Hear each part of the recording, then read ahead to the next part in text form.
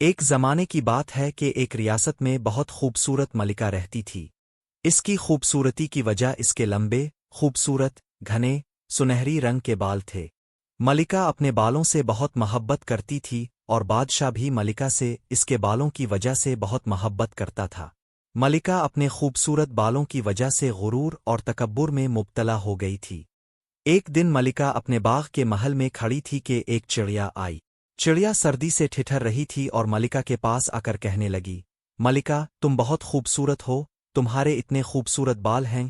پہلے تو ملکہ چڑیا کو بات کرتے ہوئے دیکھ کر ڈر گئی، پھر کہنے لگی، تم بولتی بھی ہو؟ چڑیا نے کہا، ہاں میں بولتی بھی ہوں، مجھے تم سے ایک مدد چاہیے۔ ملکہ نے پوچھا، کیا مدد؟ چڑیا نے کہا، تم تو اتنی خوبصورت اور جمیل ہو اور تمہارے اتنے لمبے بال ہیں، اپنے بالوں کا تھوڑا سا حصہ کاٹ کر مجھے دے دو تو میں اپنے گھونسلے میں رکھ سکوں۔ یہ نرم و ملائم بال میرے گھونسلے کو گرم رکھیں گے، جس کی وجہ سے مجھے سردی کم لگے گی۔ ملکہ نے جب اس کی بات سنی تو غصے سے کہنے لگی، میرے بال بہت خوبصورت ہیں، تمہارے گندے گھونسلے میں رکھنے کے لیے نہیں ہیں، میں اپنے خوبصورت بال ہرگز تمہیں نہیں دوں گی۔ چڑیا نے اس کی بات سنی اور کچھ نہ کہا، بس ملکہ کے ارد گرد چکر لگاتی رہی اور ساتھ ساتھ ایک گانا گاتی رہی۔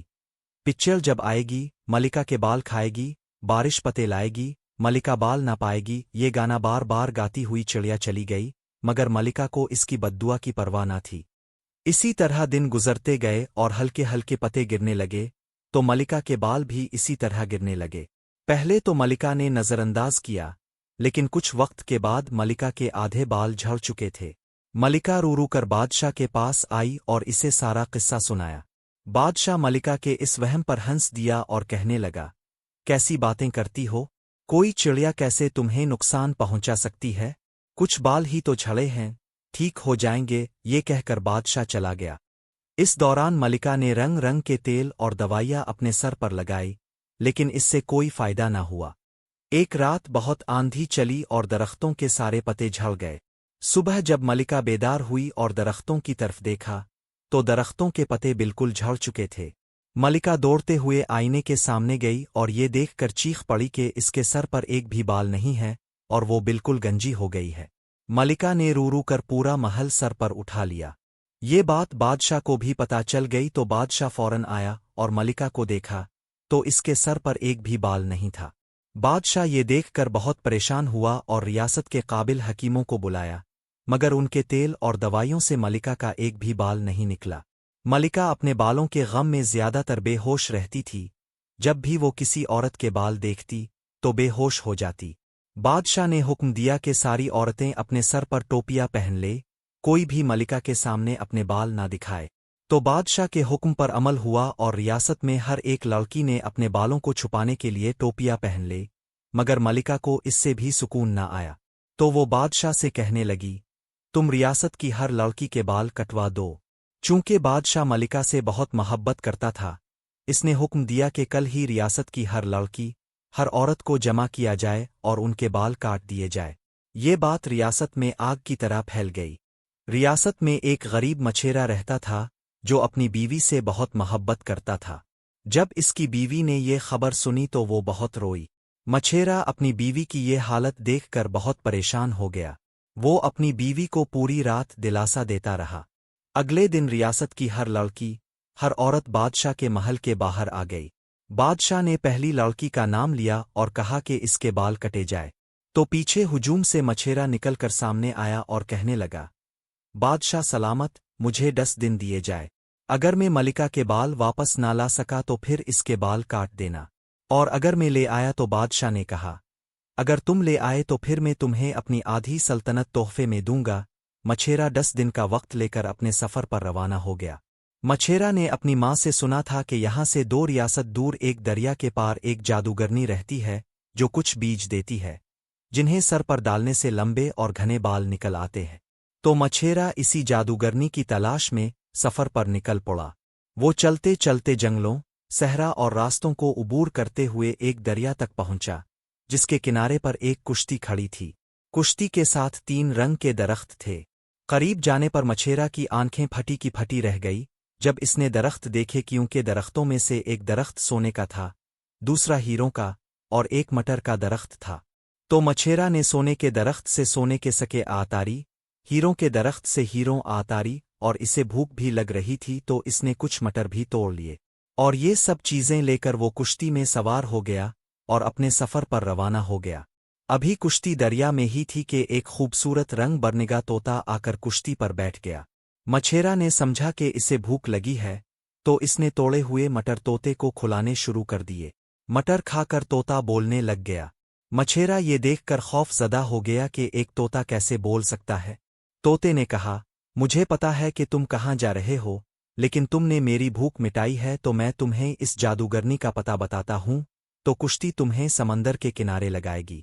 समंदर के किनारे थोड़ा आगे एक जंगल है, इस जंगल में एक जादुई बोलने वाला पहाड़ है, बाकी का रास्ता वो तुम्हें बताएगा। ये कहकर तोता अलिफाड़ गया। इतनी देर में कुश्ती समंदर के किनारे लग गई। मछेरा कुश्ती से आतर कर थोड़ा आगे बढ़ा तो जंगल आ गया। जंगल को उबूर करके पहाड़ तक पहुंचा। मछेरा जैसे ही इस पर हाथ रखता है, पहाड़ जोर जोर से हिलने लगता है और इसकी आंखें, चेहरा और कान बन जाते हैं और वो बोलने लगता है, तुम क्या चाहते हो? तुमने मेरी नींद में खलल डाला है। मछेरा ने बताया कि वो उन बीजों की तलाश में है जिन्हें सर पर डालने से बाल उगते हैं।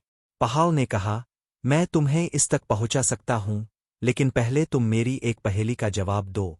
मछेरा ने कहा, अब पूछें, क्या पहेली है? पहाड़ बोला, मैं कीमती हूँ, नायाब हूँ, बादशाहों की ख्वाहिश हूँ, मुझे समंदर में ढूंढते हैं, मुझे पहाड़ों में ढूंढते हैं, बगैर कानों के होता हूँ, कान में बोलता हूँ, सोचो तो जानो मैं कौन हूँ। मछेरा सोच में पड़ गया और कुछ देर सोचने के बाद इसने सोने का एक सिक्का निकालकर पहाड़ के सामने किया। पहाड़ चिल्ला उठा, ये मुझे दे दो, ये मुझे दे दो, तुम्हारा जवाब बिल्कुल ठीक है, और वो जवाब है सोना। मछेरे ने पहाड़ से कहा, ये सोने का सिक्का मैं तुम्हें दे दूंगा, लेकिन शर्त यह है कि तुम मुझे वो बीज तक पहुंचा दो। पहाड़ ने कहा, ठीक है। पहाड़ खुला तो मछेरा इसके अंदर दाखिल हो गया। अंदर दाखिल होने पर पहाड़ जोर जोर से हिलने लगा कि इसके हाथ से ये सोने का सिक्का गिर जाए, लेकिन मछेरे ने सोने के सिक्के पर अपनी गिरफ्त मजबूत कर ली और आगे बढ़ता गया। थोड़ा आगे बढ़ा तो जादूगरनी बूढ़ी औरत नजर आई। मछेरा इसके सामने आया और बूढ़ी औरत से बात की। बूढ़ी औरत ने कहा, तुम कौन हो और अंदर कैसे आए? मछेरे ने बताया कि वो उन बीजों की तलाश में है जिन्हें सर पर डालने से बाल उगते हैं। बूढ़ी औरत जोर जोर से हंसने लगी और कहने लगी, ए नातुआ इंसान, मैं तुम्हें एक आम इंसान को वो बीज क्यों दूंगी? ऐसा कभी नहीं हो सकता। लेकिन हाँ, अगर तुम मुझे कुछ ऐसा दो कि मैं खुश हो जाऊं, तो मैं तुम्हें वो बीज दे सकती हूँ। मछेरे ने बहुत सोच विचार के बाद सोने का सिक्का निकालकर जादूगरनी के सामने किया, मगर जादूगरनी ने इस पर कान ना धुरे। फिर मछेरे ने हीरा निकालकर जादूगरनी को दिखाया तो जादूगरनी की आंखें फटी की फटी रह गईं और वो चलाकर कहने लगी, ये मुझे दे दो, मैं तुम्हें बाल उगाने वाले बीज दे दूंगी। मछेरे ने हीरों को जादूगरनी को दे दिया और वो बीज लेकर वापस अपनी तरफ रवाना हो गया। मछेरे की बीवी बहुत परेशान थी क्योंकि बादशाह का दिया हुआ 10 दिन का वक्त खत्म होने को था और अगले दिन ही बादशाह के हुजूर पेश होना था। अगला दिन आ गया और तमाम रियासत की औरतें बादशाह के महल में इकट्ठी हो गईं। बादशाह ने ऐलान किया कि सबसे पहले मछेरा की बीवी के बाल कटे जाए। जैसे ही मछेरे की बीवी के बालों पर शाही हज्जाम ने हाथ रखा, मछेरा पीछे हुजूम से बोल पड़ा, रुक जाओ, और दौड़ता दौड़ता आ गया और बादशाह से कहने लगा, मैं वो बीज ले आया हूँ। मछेरे ने वो बीज निकाले। मलिका ने जब वो बीज देखे तो फौरन कहने लगी, ये मेरे सर में डाल दो। मछेरे ने वो बीज मलिका के सर में डाले। बीज डाले ही थे कि मलिका के बाल कंधों तक हो गए, कंधों से कमर पहुंचे और कमर से जमीन तक लटकने लगे। मलिका अपने बाल देखकर बहुत खुश हुई और बादशाह ने इनाम में अपनी आधी रियासत मछेरे को दे दी। मछेरा और इसकी बीवी रियासत पर हुक्मरानी करने लगे।